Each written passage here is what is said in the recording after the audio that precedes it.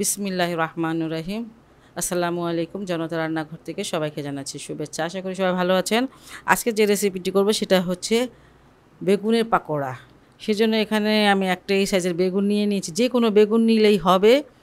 আর আমি একটু গ্রেট করতে চেয়েছিলাম, একটু ঘষলাম কিন্তু হয় না, তাই ভাবলাম যে এটা কেটে করতে হবে।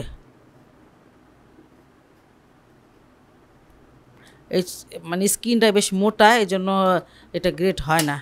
এই জন্য আমি এটা কেটে করব, স্কিন সহকারেই করব। এখন ট্রাই করি, চলেন দেখি হয় নাকি। হবে ইনশাল্লাহ।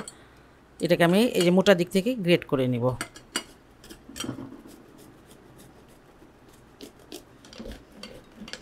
স্কিনটা ফেলে নিলে মনে হয় ভালো হয়, এমনি এমনি করলে একটু প্রেশার লাগে। যাই হোক, কেউ যদি আপনি পারেন করবেন, না হলে স্কিনটা ফেলে দিবেন। ঘষতে ঘষতে দেখেন স্কিনটা আলাদা হয়ে গেছে। এই যে স্কিনটা একদম আলাদা। আপনারা যে কোনো বেগুন পাবেন, পাতলা স্কিনওয়ালা বেগুন পেতে পারেন, অবশ্যই পাবেন। আর ওটা দিয়ে সহজ হবে, এটা দিয়েও সহজ, কোনো কঠিন কোনো কিছু নেই। যাই হোক, আমি এটা গ্রেট করে নিলাম। এটা ধুতেও হবে না, কারণ আমি বেগুনটাকে ধুয়ে নিয়েছিলাম।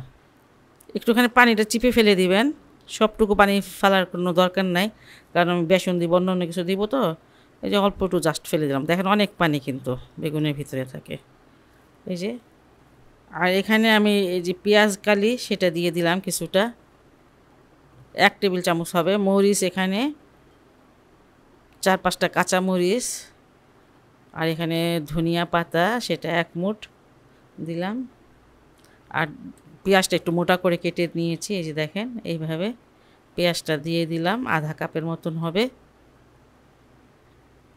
আচ্ছা, এখানে আমি 2 টেবিল চামচ দিয়ে দিয়েছি চালের গুঁড়া, আধা কাপ দিয়ে দিয়েছি বেসন, হলুদের গুঁড়া আধা চামচ, ধনিয়ার গুঁড়া আধা চামচ, জিরার গুঁড়োটা আধা চামচ, চিলি ফ্লেক্স এখানে 1 চামচ ভরে আছে, ঝালটা নিজের মতন করে দিয়েন। আর আদা রসুনের পেস্ট সেটাও 1 চামচ, লবণ দিয়ে দিব স্বাদ মতন। আপনারা ইচ্ছা করলে আরও মশলা দিতে পারেন, কিন্তু আমি আর তেমন কোনো মশলা দিব না। বেগুনটার সাথে আমি চেপে চেপে এবার মেখে নিব সুন্দরভাবে, একটু সময় নিয়ে মাখবো। বেগুনে যে পানিটা আছে সেটা দিয়ে আশা করি এটা হয়ে যাবে। পানিতে কিছুটা ফেলে দিলাম, বেশি হয়ে গেলে ভালো লাগে না খেতে। এটাকে আমি চেপে চেপে খুব সুন্দর করে মেখে নিয়েছি, আর কোনো পানি দিতে হয় না। আর বেগুনটাকে যদি আপনারা গ্রেট না করতে চান, তাহলে অবশ্যই কুচি কুচি করে কেটে নিতে পারেন। এই যে এইভাবে বানিয়ে নিব, আপনার যেমন ইচ্ছা সে বানিয়ে নিতে পারেন, কোনো সমস্যা নেই। আমি একটু গোল করে বানাতে চাচ্ছি। প্যানে দিয়ে দিয়েছি কিছুটা তেল, আর এখন এগুলো দিয়ে দিব।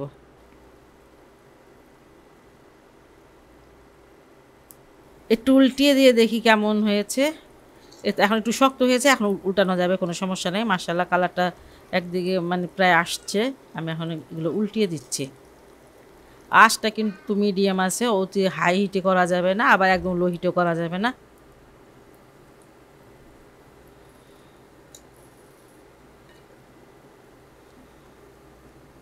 পাকোড়াগুলো আমার ভাজা হয়ে গেছে। খুবই সহজ একটা রেসিপি, রমজানে এই রেসিপিটা করে খাবেন, দেখবেন মাশাআল্লাহ অনেক ভালো লাগবে। যাই হোক, আমার রেসিপিটি যদি আপনাদের ভালো লাগে তাহলে অবশ্যই চ্যানেলকে লাইক, কমেন্ট, সাবস্ক্রাইব করুন। সবাই ভালো থাকুন, সুস্থ থাকুন, নিরাপদে থাকুন, এই দোয়া করি। আল্লাহ হাফেজ।